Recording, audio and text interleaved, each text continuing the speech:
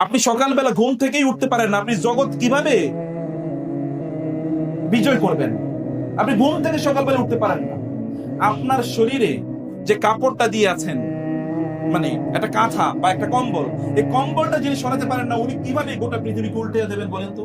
কম্বলই উল্টাইতে পারে না। উল্টে আসে মসজিদে আসবে নামাজ পড়ার জন্য, অথবা সে তার মৌলিক কাজ শুরু করবে, এটাই তো করতে পারেন না।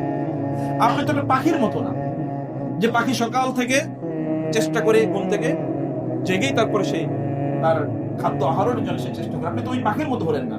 অতএব আপনারা যদি নিজেদেরকে পরিবর্তন করতে চান, তাইলে আপনাদেরকে এই যেগুলো তথাকথিত একটা সুখ সুখ একটু ভোগ উপভোগ, তাই না, এগুলো থেকে বের হয়ে আসতে হবে। মোবাইলের ব্যবহার আপনাদেরকে কমাতে হবে এবং অপরাধ থেকে আপনাদেরকে বিরত থাকতে হবে। অপরাধ থেকে, গুনাহ থেকে আপনাদেরকে বিরত থাকতে হবে। রাসূলুল্লাহ সাল্লাল্লাহু আলাইহি ওয়াসাল্লাম দেখেন, আপনি আপনার ঘরকে আপনি ছেড়ে যেতে পারেন না। আল্লাহ রাসূল সাল্লাল্লাহু আলাইহি ওয়াসাল্লাম মক্কা ছেড়ে যান নাই? গিয়েছেন কিনা? মক্কা ছেড়ে যখন তিনি যান, এই মক্কাকেও তিনি সবচেয়ে বেশি ভালোবাসতেন। মক্কা থেকে একটু বের হয়ে গিয়ে এরপর মক্কার দিকে তিনি ফিরে তাকাচ্ছেন এবং বলছেন, আল্লাহ, আল্লাহর কসম করে বলছি, ইন্নাকে আহাব্বিল বিলাদি ইলাইয়া, আল্লাহর কসম, হে মক্কা, তুমি আমার কাছে পৃথিবীর সবচেয়ে প্রিয় ভূমি। তোমার চেয়ে আমি কোনো ভূমিকে এত বেশি ভালোবাসতে পারি না। তোমাকে আমি প্রচন্ড ভালোবাসি, হে আমার প্রিয় মাতৃভূমি, আমি তোমাকে প্রচন্ড ভালোবাসি। আল্লাহে লাউ আন্না কওমাকে, আল্লাহর কসম, তোমার জাত যদি আমাকে তোমার থেকে বের করে না দিত, মা ফারাস্তু আবাদা, তাহলে আমি কোনোদিন তোমার ছাড়িয়ে যাইতাম না। তিনি এই কথা বলছেন আর কাঁদছেন, চোখ থেকে তার পানি পড়ছে। মক্কা ছেড়ে যখন তিনি যান, কি কষ্ট! মক্কা ছেড়ে যাচ্ছেন, তার বন্ধুকে নিয়ে তিনি এখান থেকে বের হয়ে যাচ্ছেন। ওই যে গারে সাউরে গিয়ে, ওই পাহাড়ে গিয়ে 3 দিন সেখানে লুকিয়েও ছিলেন। তারপরে এই মক্কার মরুভূমি পার হয়ে সে মদিনা পর্যন্ত প্রায় 500 কিলোমিটার এতটুকু ভূমি অতিক্রম করে তিনি মদিনায় চলে গিয়েছেন। এখন বলেন তো, এত কষ্ট যদি আল্লাহ রাসূল না নিতেন, ওরাই এসে রাসূলকে বলেছে যে এক কাজ করেন, লাকুম দীনুকুম ওয়ালিয়া দীন, যেই সূরা কাফিরুন যেই প্রেক্ষাপটে নাযিল হয়েছে, আমরা সবচেয়ে প্রিয় সূরা। তো তারা এসে কি বলছে, ইয়া মুহাম্মদ সাল্লাল্লাহু আলাইহি ওয়াসাল্লাম, চলেন তো, এত ঝগড়া বিবাদ মারামারি করে লাভ কি? আপনি একদিন আমাদের এই দেবতাগুলোর পূজা করবেন, আমরা একদিন আল্লাহর ইবাদত করব, ব্যাস ব্যাস, সমস্যার সমাধান, ভাগাভাগি। আপনি একদিন এটা করেন, আমরা একদিন এটা করব। আল্লাহ তাআলা সাথে সাথে নাযিল করে দেন, কুল ইয়া আইয়ুহাল কাফিরুন লা আ'বুদু মা তা'বুদুন। কি শক্তিশালী কথা দেখেছেন? এটা আপনাদেরকে বুঝতে হবে। এটাই হলো মূলত আপনার পার্সোনালিটি। এই কথা বলতে পারা, লা আ'বুদু মা তা'বুদুন, হে কাফেররা, তোমরা যার ইবাদত করো আমি তার ইবাদত করি না, আমি যার ইবাদত করি তোমরা তার ইবাদত করো না। লাকুম দীনুকুম ওয়ালিয়া দীন, তোমাদের ধর্ম তোমরা পালন করো, আমার যে দিন, এই দিন আমি পালন করবই, জীবন দিয়ে হলে আমি আমার এই দিন পালন করব। এরকম শক্তিশালী কথা বলতে পারা, এটা সাধারণ ইস্যু। এটা বলতে পারে যে যুবকরা বলেন তো, আপনার ইসলামিক আইডেন্টিটি নিয়ে আপনি চলবেন, যে আমি মুসলমান, আমি মুসলমানের মতো করে চলবো। ওই ইহুদি, খ্রিস্টান, বৌদ্ধরা, হিন্দুরা তারা কি করছে, আমি সেটার দিকে তাকাতেই চাই। আমার মুসলিম যুবকরা যুগ যুগ ধরে যা করেছে আমি তা করতে চাই। এটা বলতে পারা, এটা সাধারণ বিষয় না। আপনার বন্ধুদের নিয়ে আপনি আড্ডা দিচ্ছেন, এমন সময় মাগরিবের আজান চললো, তখন আড্ডা মাত্র জমে উঠেছে, নামাজ একটু পরেই পড়ি, আচ্ছা বাসায় গিয়ে একবারে পড়বো নি। আপনি গেলেন না, আপনি বলতে পারলেন না পলিয়া ইয়াল কাফির। পার্সোনালিটি নাই, ব্যক্তিত্বই নেই। এরা তো যে ইহুদি খ্রিস্টানদের মতো, এর যে কোনো কাজ হবে না, দুনিয়ার কাজ হবে না আখিরাতের কাজ হবে। বলতে পারা যে না, আজান হয়েছে, এখন সবকিছু বন্ধ, এটুকু বলতে পারলেই তুমি উপরে উঠবা, মনে রাখবা।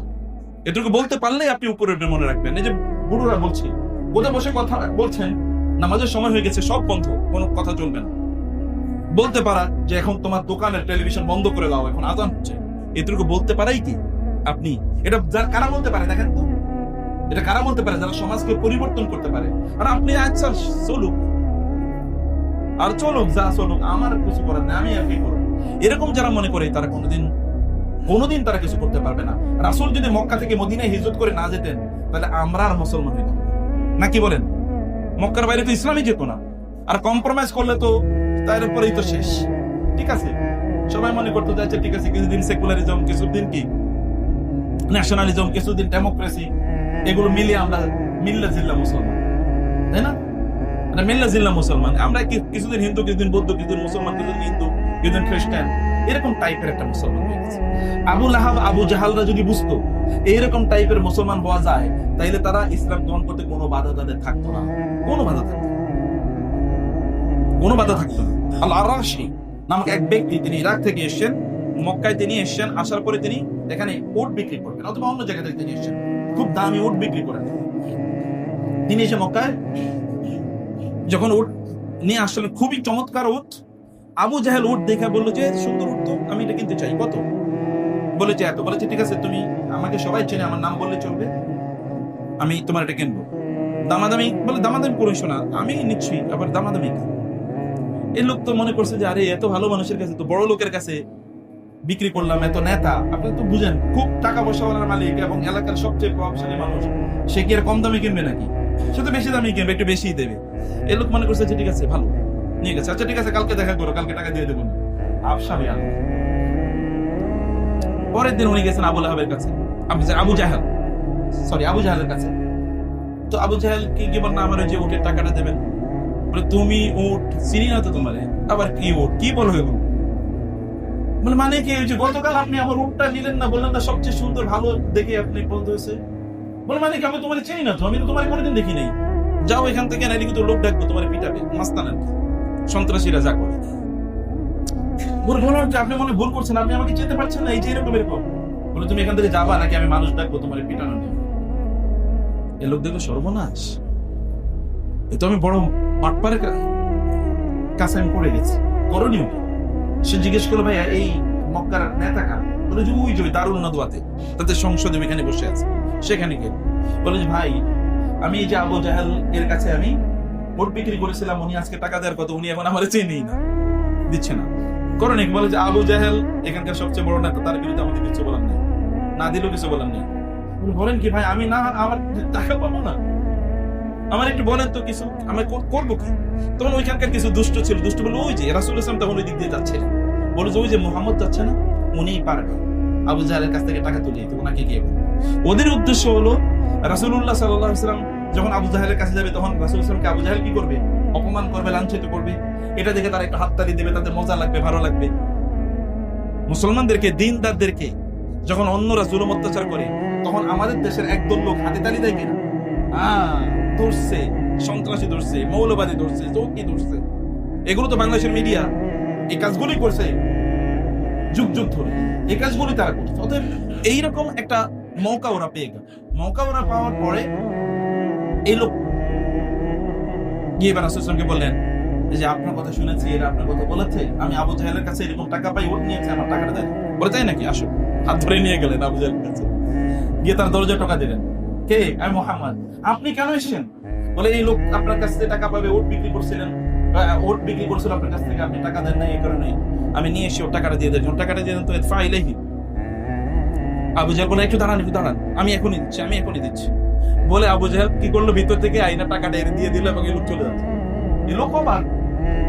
আর ওই যে লোকেরা যারা দূর থেকে মনে করছে এবার মুহাম্মদ সাল্লাল্লাহু আলাইহি ওয়াসাল্লাম এখানে গেলে আবু জাহেল তাকে অপমান করবে, তারাও দূর থেকে থেকে অবাক, কি রে আবু জাহেল এরকম আচরণ, আবু জাহেল হঠাৎ করে এরকম আচরণ করলো, ঘটনা কি?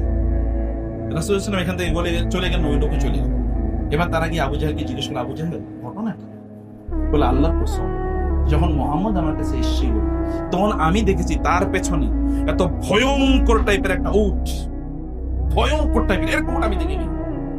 ওট এরকম হা করে আছে, মনে হচ্ছে যেন আমি যদি মুহাম্মদকে ডিসঅবে করি, ডিনাই করি, তাহলে ওটা আমাকে খেয়ে ফেলবে। আমি আতঙ্কে তারপরে তার টাকা দিয়ে দিয়েছি, ওই লোকের বিয়ে করে দিয়েছি।